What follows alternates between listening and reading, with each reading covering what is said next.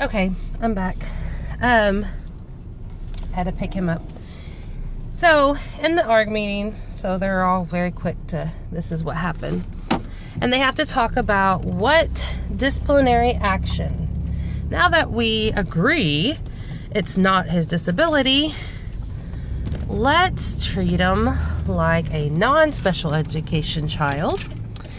And they give him 3 days suspension and 45 days at what would some places call alternative school. Doesn't really sound like a place that he's going to thrive. I was very upset because I felt like they were setting him up for failure, because yes, you can earn good points, a lot of points. You can't earn enough points to lower your sentence, but you can earn, if you don't earn enough points throughout the day, they can extend your sentence. So if he has an outburst or a meltdown and they take away points, guess what happens? He gets more than those 45 days. He gets to be there longer. And I've always felt like they didn't want to deal with him. Calling me and stuff like that. When he went to the hospital, they saw me every day because my daughter goes there. They didn't say, hey, how's Ty doing? How's it going? Didn't care. I went and re-registered him, make sure they knew he was coming back the day after Christmas break. And he sees one of his teachers. And he is nervous. I mean, he's not social, obviously. And he goes, oh, she looks familiar. Kind of, I guess, wanting her to say something. Did the teacher turn around and say, hi, Ty, you're going to be back? I bet we're going to have a great day tomorrow. No. She turns around. Very, very plain. Hi, Ty. Didn't smile. Wasn't greeting. Wasn't friendly. Hi, Ty. Like, oh, crap. Got him again. That's how I felt. And with this sentence and stuff, it's like they're purposely trying to make it to where they don't have to deal with him the rest of the year. So we're talking about when he comes back, like that's gonna happen, how he needs an aid. And I asked him, I said, well, you say that you have the headphones for sound issues, sensory, What about the weighted blankets or the weighted vest? Oh, that's a good idea. Where do we get one of those? Does so-and-so have one? Do we even have that? They have a great autism team, but yet they never thought of that. It's frustrating because I talked to these people. I had a witness when I talked to these people about, the first ARD meeting, before we had an ARD meeting, I talked to the assistant principal. It was the assistant principal doing all this, 45 days. Today's day 2. I got him. He had an incident. They're not suspending him, though. He's already technically, quote unquote, in the alternative program. But they do want him to come home today. And the only assuring part, and this has somewhat been a blessing in disguise because Ty actually enjoyed his first day there, is, they have a lot of one-on-one attention, which is what he needs. And she tells me, I understand we're supposed to try to keep him here and everything, but our special education teacher and stuff is, we're at 80%, and she has to attend to the other students' needs as well. And I understand that he can't be with her all day. Okay, got it. you know, and they don't have an isolation area. They don't have a area where he could be kept. So the good thing about the quote-unquote alternative school is she told me she wants to try again tomorrow, and that she's working on getting him someone that will be with him at all times. So pretty much get him an aide and an area and work, you know, because I told him, you know, he has a spot. He needs to have a spot where he knows he can go there, whatnot. So because they can't see what is triggering when he gets upset sometimes, because it's not a visual trigger, they feel it's not his ASD. They agree his eyes go glaze over and he's not there, and he's obviously not the same kid, but it doesn't matter. He has all these other issues because it's none of those. It's, you know, it's just him. I guess he chooses to transform into this, I guess, terror, and he knows what he's doing as he's doing it, and that's why he's so dumbfounded afterwards, because, you know, he planned everything. It was planned out. Do you hear the sarcasm in my voice? So at least they admit at this school that they don't have all of the proper, not only the proper training, because they have to use the security guard to assist with him today, but they don't have the staff number, and they don't have all the equipment and what they need to even deal with him. But yet it's really funny, because one of the specialists at the school said, you know, it'll be great for him over there.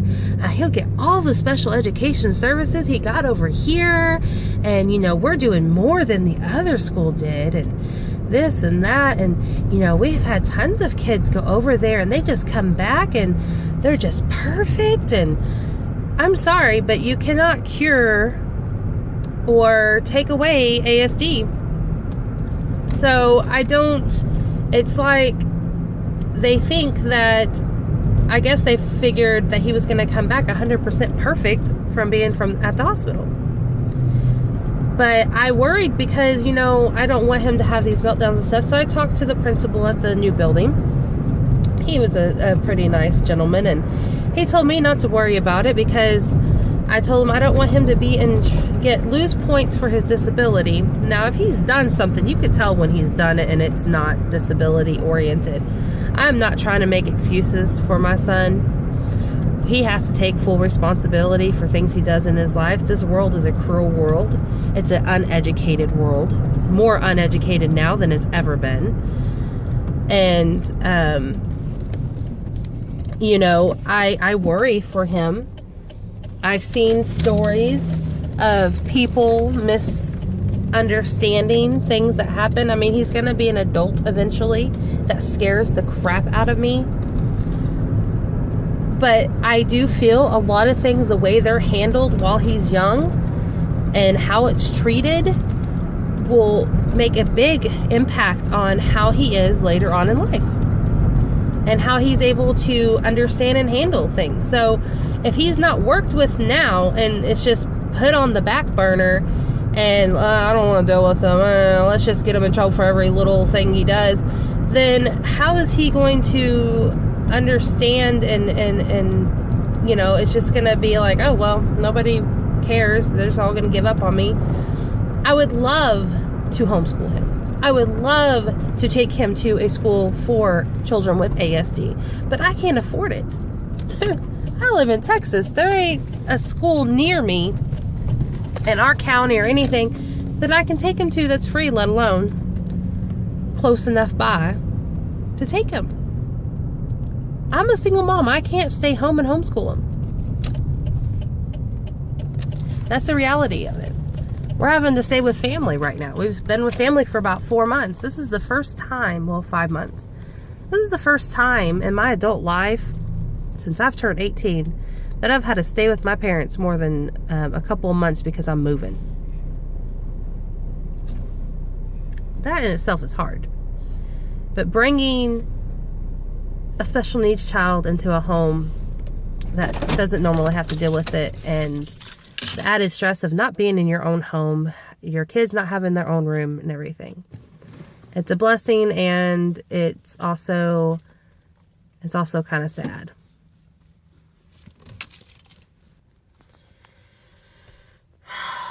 So it leads me here in the car. I love my son. My son has been through so much in his life. He's only 9. He has been judged from the time he was able to even try to talk. He had a bad speech impairment. My son is bigger than the average 9-year-old, we'll put it that way. He's always been in the 90 percentile, 99 percentile, and as he's grown up. So imagine this kid who's only 3 years old looks like a 5 or 6-year-old walking through a store, and he starts talking, and he's listening, and the looks and the comments we have gotten about my son hasn't become any easier, because, you know, I'm not going to just not take my son to the store. I'm not going to just not take my son to school. I'm not going to just give up on my child. That is not something that's going to happen. I'm his mother. If nobody else is going to advocate for him, you best dang sure know I will always be an advocate for my son. I'll be an advocate for any child, to that matter. There should be no child that doesn't have a voice behind them. They have their own voice, but they can't use it. You know, it's not one of those things where, oh, they can just go to their own little meetings and stuff. No, that's not how it works. And I have to set my son up to succeed educationally wise, society wise, all of that. He's got to learn how to not only cope and deal with and be there in the school environment, but he also has to understand how to be there in a work environment, in a social environment. Those are things, obviously, ASD children miss. So,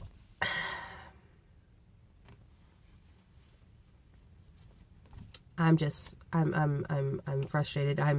I'm floored at, I know this because I've had a really bad experience before at the first school he ever went to. I know that most schools don't want to do what they're supposed to do. Even if they're not staffed, but your child needs an aid or needs extra OT time, speech, whatever it is, they have to provide it. There's no ifs, ands, or buts, or I can't afford another aid. They have to, legally, have to provide that for your child.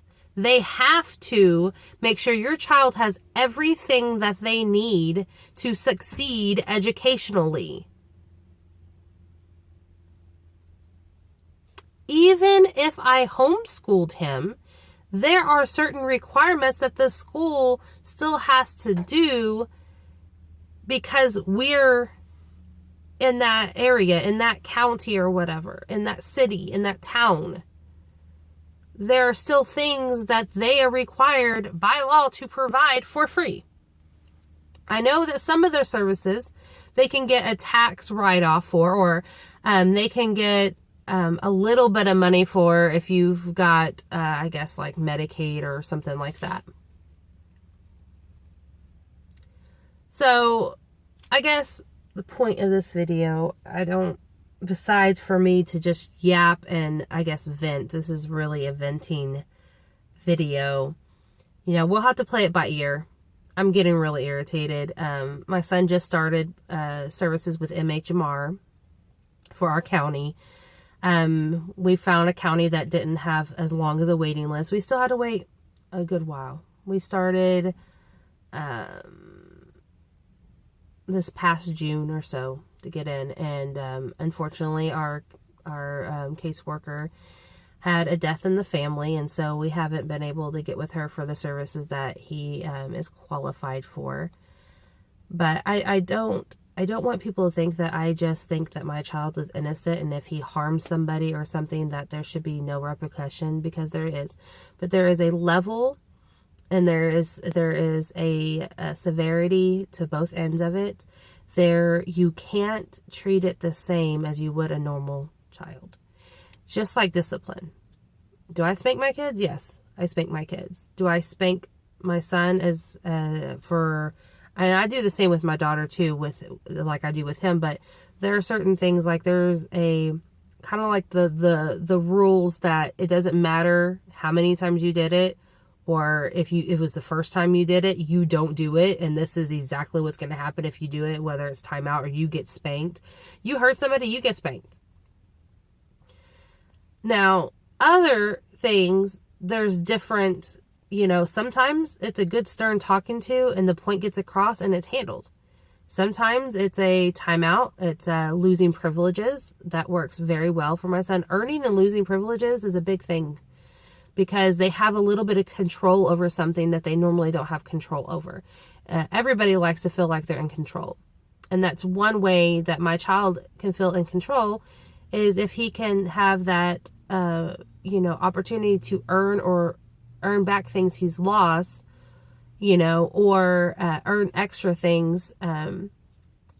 But, he does lose privileges if certain things happen, usually school behavior is a big thing. If it's something very innocent and like he said something to somebody or wasn't thinking or whatnot, that's more of a, let's talk about this, this could have been avoided if you didn't do this, or next time let's do this instead, like whining and stuff like that. And then sometimes it's, a timeout works. But when it's something that is very obvious that they did it to do it because they were bad or whatever, that usually constitutes as a spanking. So anyways, with that being said, that's kind of how my day is going today. I was going to go work out this morning at 9 o'clock and it's 8:46 now, and I have an ARD meeting about my daughter, and I'm already not looking forward to it because the specialist that was there at Ty's meeting made sure she pretty much told me, oh, by the way, she doesn't qualify for whatever it was. And I'm like, this isn't even her meeting. Why are you talking to me about my other child? But anyway, she was very unprofessional. Do not like her at all for that reason. I'm sure she's a nice person, but professionalism is a big deal to me. When I'm working with, whether it's in a building, at a job, or it's at somebody's home, I have to have a level of professionalism on me. Otherwise, they're not going to trust me. They're not going to care what I say.